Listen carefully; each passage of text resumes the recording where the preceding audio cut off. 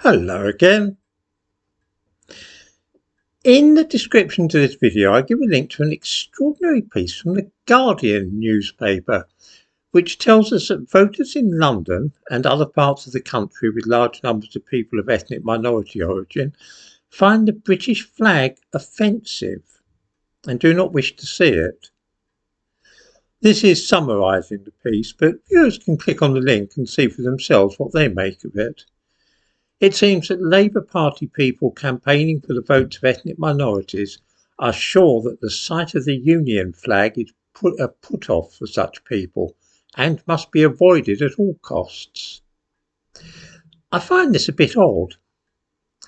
Either these people, or their parents or grandparents, chose to come and live in this country, but they find the sight of our national flag so offensive that it's likely to discourage them from voting for a party which puts it on their election pamphlets. I think I have that right. This is, of course, the ultimate destination of multiculturalism. When immigration to this country became common after the end of the Second World War, the prevailing theory was called integration. This meant that people coming here would adopt our customs and way of life and would become as British as anybody else. I know older people like that, from Pakistan and Jamaica, who are patriotic and dedicated to this country. This was a recipe for a strong nation with different ethnicities and religions all pulling together and sharing common values. Then in the 1970s, some fool decided that this was all wrong and that newcomers to Britain should be encouraged to hang on to their language, their culture and their traditions on the grounds that they were every bit as good as ours.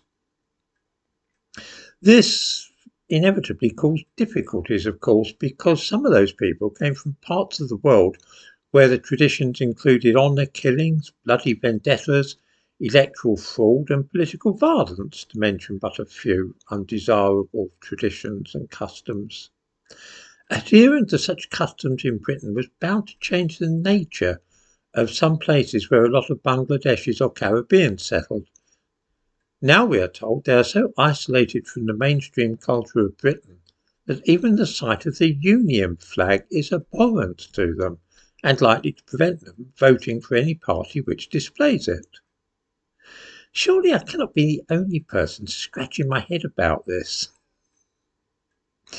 If the British flag holds such negative connotations for them, could they not think about living in a country whose flag they might feel some loyalty towards?